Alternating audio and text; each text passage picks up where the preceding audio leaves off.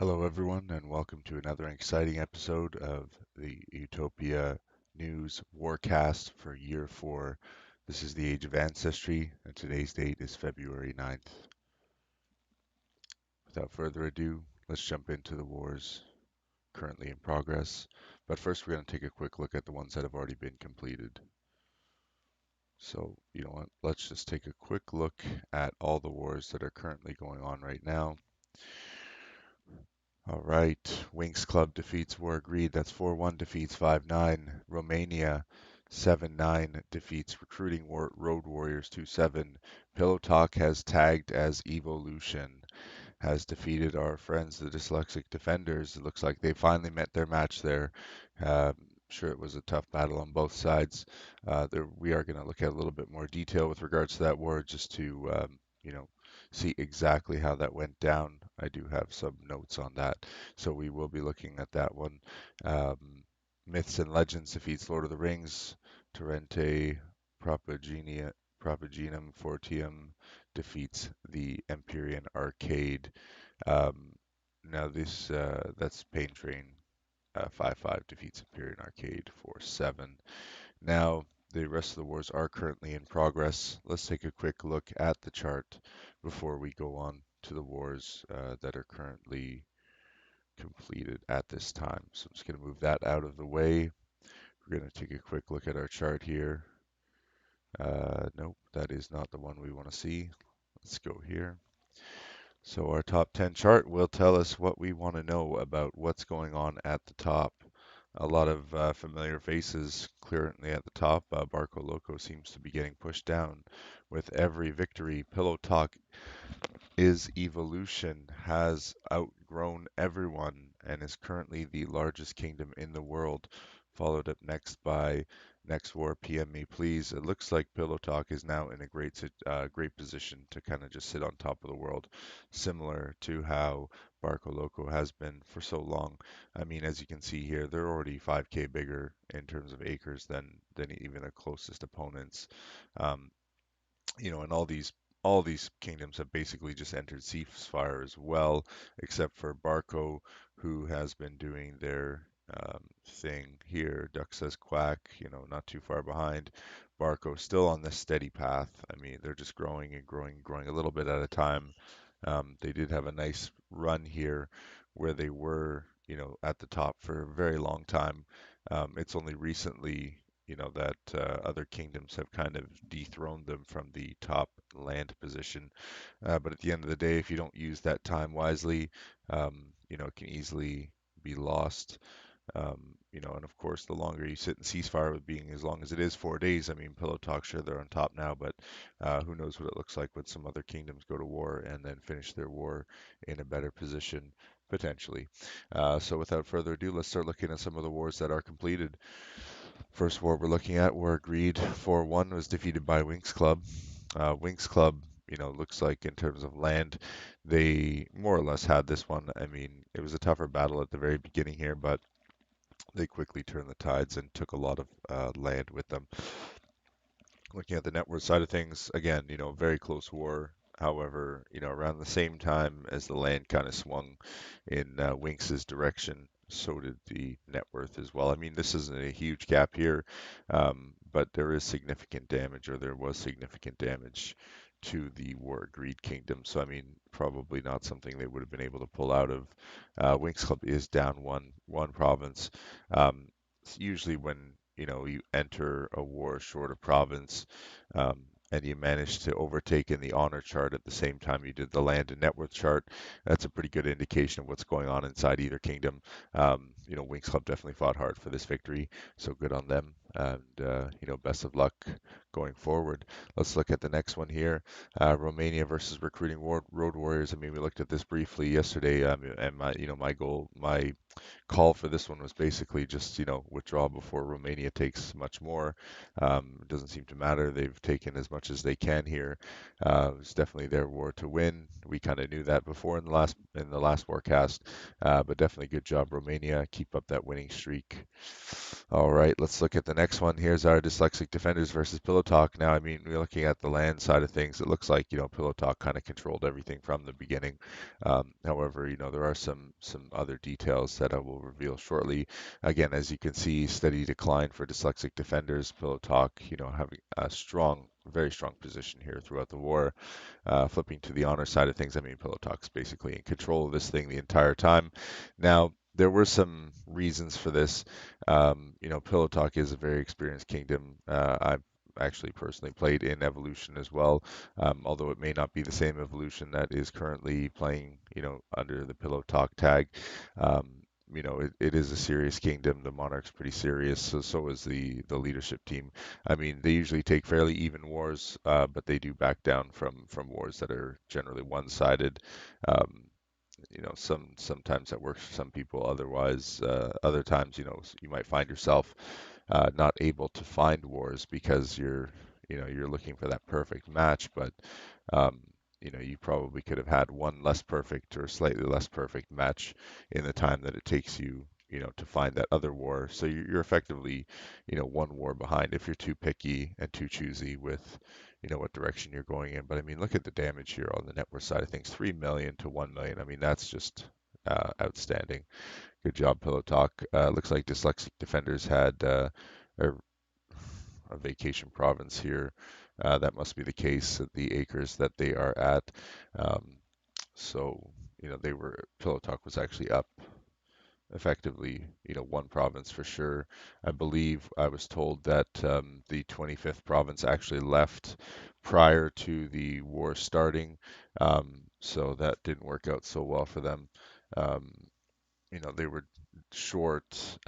They had a wave that came in onto them during the hostile period with Pillow Talk that really beat them up. So, Pillow Talk was effectively ahead by a wave or two by the time war started. And so Dyslexic started the war in a very bad position.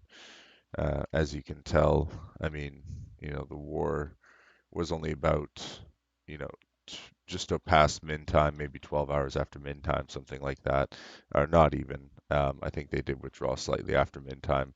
Um, but anyway, as you can see here, significant decrease and very strong trend of a downward pattern here for defenders. Definitely a roadblock for them this age. They were doing extremely well. But again, Pillow Talk is a fairly good kingdom, so I mean, there's no shame in losing to them. Quick look at some of the notes here. As you can see, I can't even spell dyslexic. Now here's a PM to between the monarchs here. Um, with regards to who was attacking. So the queen says, I'm assuming you're all withdrawing. I want to say and tell your crew it was super brave of you to take this war after being waved by 7-1, which we actually find out from the monarch. It was actually 7-7 that waved them um, around the same time. And then asking to give button, I plan to give you guys a shout out. So definitely shout out to you guys. You're a great kingdom. And I mean, I already know that. I've shout out Dyslexic Defenders several times in many, many different podcasts. I mean, amazing folks there. Definitely like to share information as well. This is some information from the other monarch here. So yeah, it was actually 7-7, not 7-1. They're going to withdraw. They hadn't anticipated how badly the second wave would wreck them. Lower gains on account of GBP, but that didn't really help out because let's just put it this way. I mean, GBP is great, but when you have attackers with gains, or you have gains as part of your science, or even if moderate GBP is present, you're still going to take a lot of acres. Like it's not phenomenal, but you're still going to take a boatload of acres. And if played correctly, you won't even need to use very much offense to take those acres with. So the starting net worth was the same and looked fine, but we were all just bankrupt the entire war. Not sure what could have been done about that. From our end, respect to you guys too. Has been good to talk and arrange with you in the war forum. Is also funny. Uh, definitely like to find out why it's so funny. Feel free to share. Also, if your coordination is solid, we're used to winning wars in the past ages against 2 to 5 more players than ourselves. So it's nice to get wrecked and remind ourselves that we need a full roster eventually. Smile, talk to you soon, sleep time, night night, cringe. So, good back and forth there between the Monarchs. Quick look at what was going on just around min time. Um, this is from Pillow Talk's perspective. They're crushing in the acres, crushing, almost 2 million damage on net worth. They're up almost 300,000 net worth from TPA, WPA, and Science. The peon lead is just way out there. I mean, 160k plus peons on Pillow Talk. Almost, approaching, 100k, well, let's just say 75k extra units with 12k solds incoming. The income is almost 4 times. What else do we need to look at here? This is clearly, Pillow Talk was in an extremely strong position. A quick look at the attacks made. Pillow Talk definitely in the lead with attacks. No massacres on this one. Looks like Pillow Talk took some massacres, although possibly not enough to actually do any damage. About a 4,000 acre difference here between what they took and what they got. Unique wise, Pillow Talk was ahead by a good number of uniques, about 15. So great on them for managing their attackers extremely well. Looking at the flip side of things here, some provinces that were hit pretty heavily, namely this guy here. It doesn't seem like anybody else was hit too heavily. Quick look at the opposite side here to see what kind of chains or what kind of wave strategy we have here. Very light hits. I mean, not as many as before, but still, look at the acre damage done. So very effective hitting. A lot of provinces are in the dumps here. For a war like I would say this is about average in terms of the chains. Both sides did extremely well. And again, Pillow Talk was in total control. Definitely letting Pillow Talk take the button, and then like eating that extra wave. It's never good to eat an extra wave. I mean, that's just obvious. I mean, if you're ever in that situation, definitely think twice or even 3 times before going to war. It's very easy to lose your footing when you're eating waves, and you're waiting to attack. I mean, that's not the way to go about it. Like I said, I would definitely recommend against that. So best. I hope you guys enjoy your ceasefire here, and best of luck to you in your next wars. I'm sure you'll both have great wars going forward. Let's wrap up these wars that are currently, completed here. Myths and Legends defeats Lord of the Rings. They took a ton of land on that one. Similar to the Pillow Talk War, Myths and Legends just pounded down on Lord of the Rings. Didn't really give them any quarter. Definitely Myths and Legends War to win, being +2 players. And as you can see here, it seems like the Red Kingdom, Lord of the Rings, was trying to make a last-ditch effort at the end here to achieve convergence on the honor, but it didn't work out for them, and they were just slammed right back down. So great job to Myths and Legends for being in firm control of this one. Let's move on to the next war. We've got torrente, propaginem, fortium versus Petropolis. So this was originally Petropolis versus Petropolis or Petropolis, whatever you guys let your name. You guys messed me up by having the same name so close together. Um, this is a Latin name. It means something. You guys can Google it. I did Google it myself. It doesn't really make too much sense, but I'm sure it does to somebody who might speak Latin. Um, definitely good job here to the Blue Kingdom. They show their dominance. This is a micro war. I think we knew that the Blue Kingdom was going to win from the beginning, so not much more needs to be looked into here. Enjoy the rest of the age, guys. Looking at the last kingdom, PainTrain. I think we saw this right at the end. PainTrain was able to squeeze in this victory. It caught. Just caught the um, the chart that I posted for the 7th. I believe I caught it just as PainTrain took their acre gain. Extremely well played, PainTrain. You showed your dominance here, took control of the situation, really pounded out Empyrean Arcade. I mean, look at that. That is fantastic. I mean, this is almost a 45-degree angle.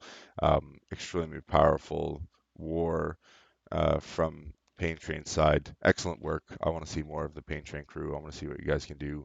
I want to see you up in those charts, guys. I know you can do it. All right, let's move on to the wars currently in progress. But first, a quick look at my dwarf. Building efficiencies down. Well, why is that, you ask? It's because I'm about to do a massive explorer. Oh, wow. Okay, well, I guess it's not so massive, but you know what? I'm going to do it anyway. We're going to see how much it costs. A million, not bad.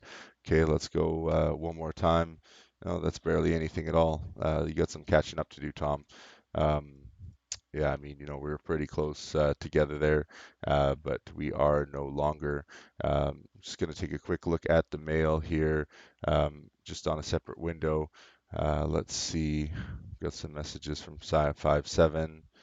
Um, this is the 5-7 war. Let me see if this war is currently. I don't think this war is currently still in progress. We're just going to take a quick look at my chart here if it will load. Oh, there we go. 5-7 war. Oh, I forgot to take the brackets out again. I don't know why the game displays it with those brackets in there. They're totally unnecessary. Looks like the 5-7 war is no longer on here. I'll have to backtrack to see which war that was.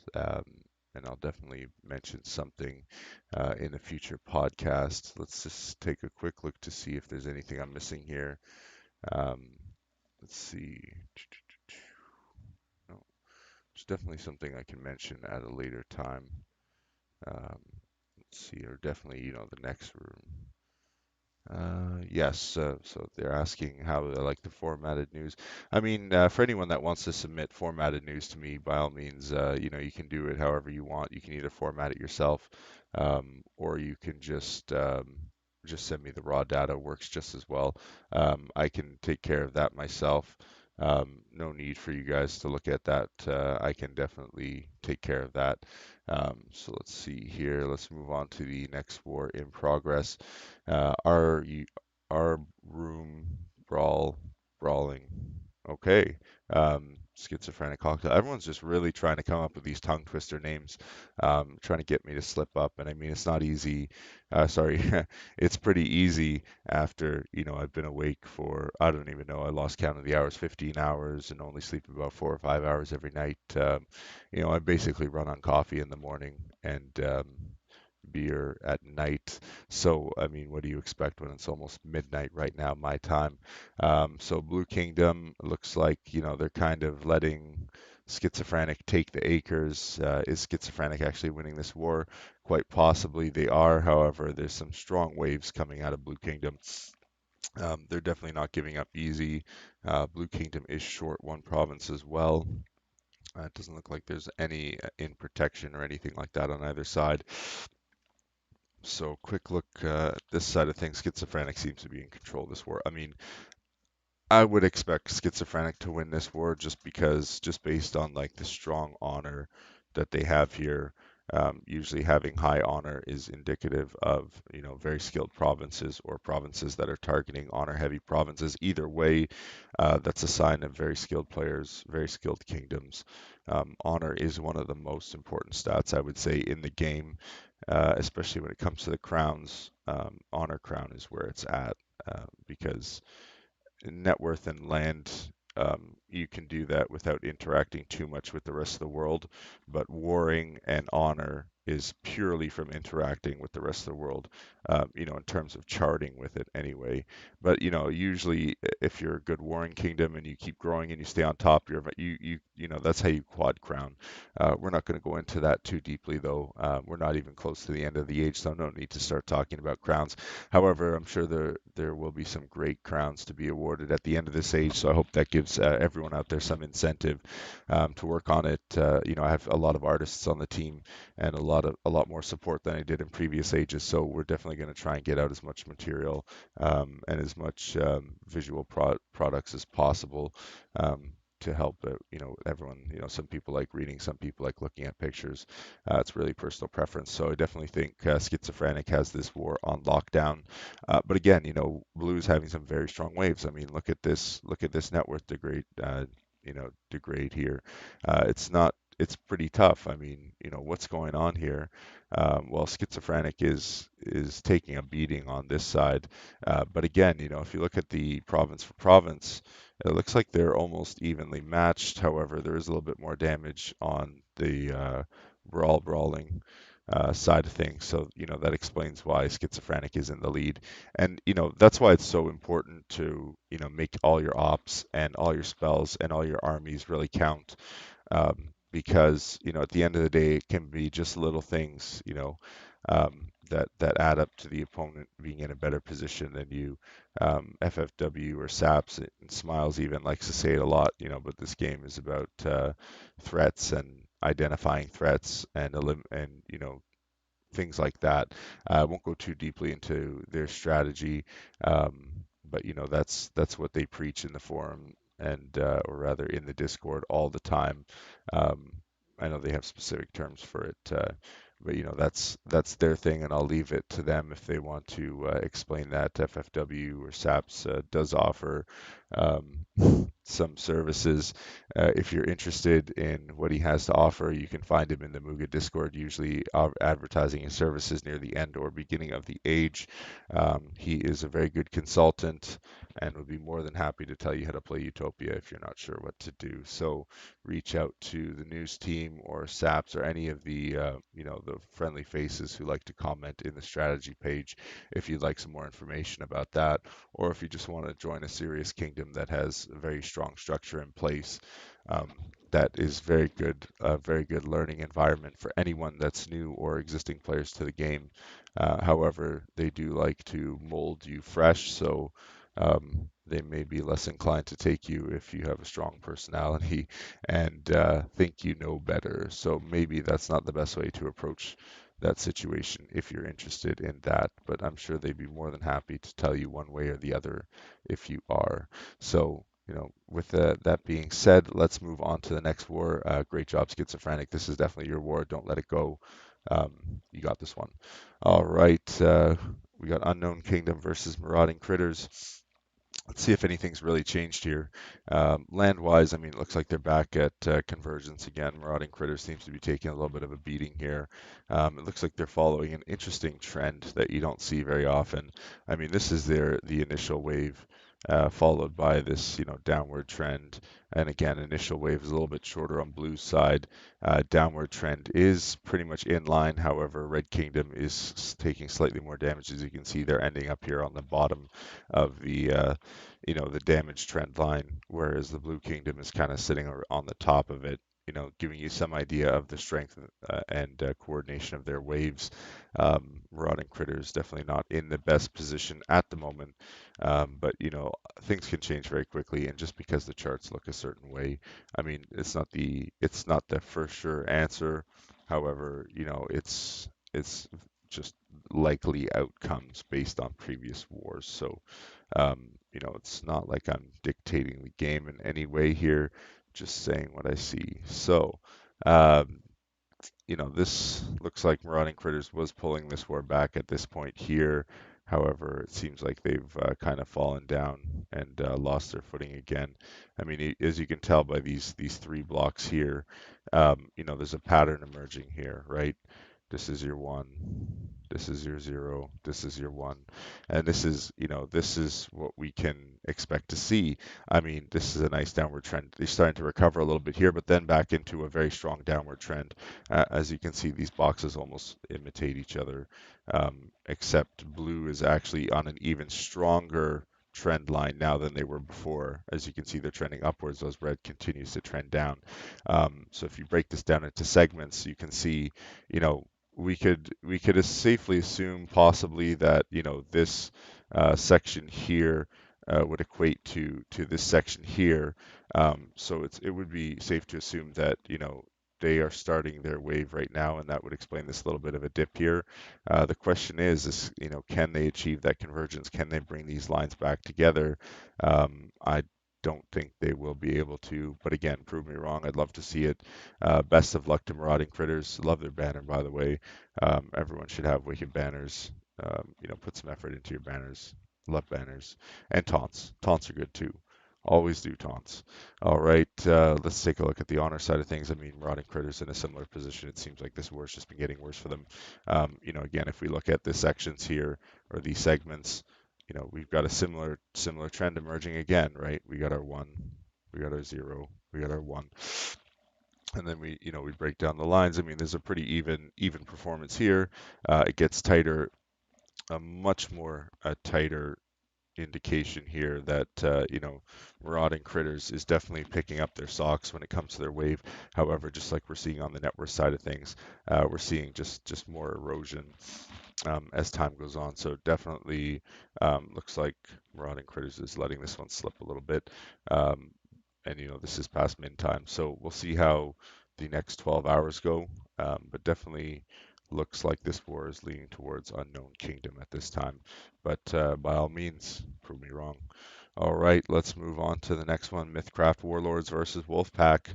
Ooh, there's a wolf cry for WOLFPACK. All right, looks like WOLFPACK is really dominating on the acre side of things, but not so much on the honor. WOLFPACK is also doing slightly better in the net worth department. So let's take a quick look here. I mean, Wolfpack seems to be in control of land since the start of war. Still the bigger kingdom. Is that saturation? No, it's not, because as you can see here, they have had a very strong performance going through the war, and they are just approaching min time now. So it is very likely that Wolfpack could very likely walk away with a victory by the time this warcast ends. But again, let's break this down into segments. Okay, here we go. We got our 3 segments here. Very tight war. They're almost in line. No difference. I mean, anyone's war at this time. Definitely, Wolfpack was already here though, so Red Kingdom actually grew out of their ceasefire to meet Wolfpack. So Wolfpack was waiting, just like a good pack of wolves, waiting for the ambush here. And as you can see, this downward trend actually continues for red, whereas Wolfpack, goes into a staggered staircase. However, they are still maintaining the upper hand position. And again, we're seeing this trend line decreasing, however, slightly um, less intensity. However, Wolfpack, continues to staircase, but they are petering off, and they are growing a tiny bit probably from elite conversions and building buildings, leading up until the enemy wave here where they get taken down a little bit. But they will have their wave shortly, which will likely continue the descent of the Red Kingdom. So this definitely looks like this is Wolfpack's war to win. Mythcraft, again, giving a very strong performance, likely on the TM side, or the targets that they're picking are very honor heavy. Um, I'm thinking they just have a very strong TM performance, noticing how many provinces they kind of have at higher net worth breakers. It very well could just be extra ops that they're swinging around. But again, Mythcraft did come in about 4K extra honor, and Wolfpack has been doing a pretty good job, bringing that back to their side. So again, if we break this down into segments here, um, we've got a pretty strong performance. I mean, extremely strong performance by Wolfpack, bridging this gap here, turning that gap into this gap, and then it's achieving convergence or near convergence. However, they are letting it slip a little bit, possibly because they are growing a little bit in acres, so it is a little bit harder for them to maintain those ops and keep taking that honor at the rate that a saturated enemy would be able to make more advantage of their mana and stealth, simply because they have a higher TPA or WPA to work with. So that's kind of where I think Wolfpack is at the moment. But they also have 1 province short, which is again typical for Wolfpack. So best of luck in this war. Definitely, from the honor side of things, it doesn't seem like Red Kingdom has too much to worry about. However, from the land side of things, um, it's only a matter of time if Wolfpack can actually hold those acres and grow some more unbreakables and shore up some of their TMs to, so they can relieve a little bit of mana and stealth from the primary plan. They can start focusing more on the enemy's TMs, whatever's left, and possibly swing that honor back around. So, definitely a precarious situation for Mythcraft. Wolfpack in the upper hand position at the moment, depending on Mythcraft plays it. We could very likely see a reversal in this honor here if they do not reverse or if they do not, withdraw at min time or slightly after min time. It'll be interesting to see what happens if this war is still going. 24 hours from now, but definitely looks like Wolfpack is in a position to win. So best of luck to everyone. Let's move on to the next war. We've got Crackerjack for Charter, but before we go any further, I'm just going to take a quick look at the chart here to see if anything is in the way. And of course, this little chat box that I want to try and keep open is kind of blocking the charts a tiny bit. So I gotta find a spot that I can keep this thing where it won't be in the way. That should work for now. I hope it wasn't blocking too much of the podcast before. Um, I was trying to balance that out a little bit. However, usually the final moments of the kingdom's victories were just in those moments. But stupid chat thing, never in the best spot. All right, let's move on to the next war here. Crackerjack for Charter versus Code of Conduct. I mean, on the land side of things, these are even kingdoms, but Crackerjack is the smaller kingdom. Doesn't seem like they're taking too many acres. However, Code of Conduct is losing acres. It's a 45-hour war, so we're approaching min time. Definitely looks like Crackerjack's bringing this one back. They were the smaller kingdom going in, but they quickly turned that around. I don't even have to draw lines here, as you can see. Starting this, there's a very big gap, but again, every wave over wave, they're closing in and closing it. Very likely, we could see inverted effect of these lines within a 24-hour period. So it's very likely that that's what's going to happen there. Um, I think it's very likely Crackerjack is going to turn this war around and take it. Um, and again, the honor kind of tells me that as well too. Just looking at that, they've got 10k honor more going into this, and they've just been growing while the enemy's just been losing. It seems like this is a little bit of a one-sided fight. Definitely Crackerjack's war to win. So best of luck to both sides. Let's move on to the next one. Here we go. Let's take a look here. Space at War versus Message for War.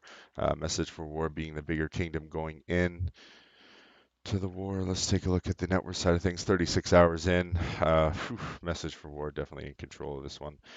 Looking at the honor side of things, again, very strong performance by both sides. Message for War has all the honor to lose. However, it looks like, Blue is trying really hard to take as much as they can. Um, and, you kind of see it here. I mean, I think, this is definitely a Blue Kingdom. Uh, has a chance to do something here. Whether they can just maintain their honor, I don't think they're going to be able to swing the net worth game back. With regards to land and honor, though, they might still have a chance to take some of their land and at least keep their honor. But it's hard to say. As more and more provinces get disabled, it gets easier and easier to farm that honor. So it's really important to know when is the best time to withdraw from war. So best of luck to everyone on that war. Let's move on to the next one. We've got Knights Hospitallers versus Top Grill Burger. Looks like Top Grill Burger is in control. I think this was the case we were looking at before. Definitely Top Grill Burger's war to win. They are +4 provinces on top of Knights Hospitaller. So I think, if Knights Hospitaller had those extra 4 provinces, Top Grill Burger would be in a much different position right now. And this would likely be a war that would be going to the Knights Hospitallers. But it definitely looks like Top Grill Burger has this one. So best of luck to both sides, but not looking so great, Hospitallers. Let's move on to the next war, Woot War versus Pucker Up. Woot War comes in as the bigger kingdom. Pucker Up comes in as a smaller kingdom, and right away, 20 hours in, they're still not really able to do too much on the land side. Woot War is still maintaining the land power. Very, very tight performance, however, on the net worth side of things. So this is going to be a very close war. Let's take a quick look at the honor side of things to see if we can try and gauge the TM ops. About 10k plus, probably 12k more honor on Pucker Up side going into this war. So definitely they have the honor to lose. Woot War just seems like they're in a good position right now. Let's go back to the net worth side of things. Definitely a tight war, but I think Woot War might be in the winning position right now simply because they have more honor. Provided that honor is in the correct places, like on their TMs that are unbreakable, that's an invaluable resource to have. Not to mention you're holding that honor hostage. The enemy can't take it, or it's very very trouble or very hard. to actually take it from you. So best of luck to everyone in that war. It is only 12 hours, 20 hours in, so plenty of time to go. Look at the last war. We've got the Woods. The Woods has gone to war versus Themeless. Sal was telling me earlier he feels really good about this war. We'll see if he's able to lock this one down by min time, or if this is going to turn into another 14-day war. But looking at the first 11 hours, I mean, they've done about 500,000 net worth damage to Themeless. Acres are kind of negligible. They're controlling the honor side of things, so I definitely think Cell wasn't joking. Looks like he's having a strong performance here right now. They did come in the smaller kingdom, and right away on the first wave, they did take control. Provided the whole kingdom stays in line, I think they may taste a nice victory here. I'm just going to take a quick look at some of the notes that I have from Cell. I think he did share some stuff with me with regards to acres and net worth and TPA, WPA. Looks like Cell's Kingdom actually has like 150k more net worth across their TPA, WPA, and science than the enemy. They've also got more peons. Units are about the same. Income is almost identical. I mean, these kingdoms are very, very close when it comes to the KD econ. According to Cell, um, they have a ruby on them. But the enemy started an emerald, mostly funded, but didn't drop on them, so they might be waiting for their wave probably. 100% effectiveness on the Godspeed versus 85 or 84% effective expropriation. Not a super big fan of the Godspeed, but I guess it's better than Expro. Um, when you start a war, maybe gains is not the best, or Expro is not the best one for sure. Godspeed is kind of like an easy one, but it's definitely not the winning one, I would say. And some other people might have some thoughts on that as well. But thank you, Cell, so much for sharing that information. Definitely looks like it should be a good war for them.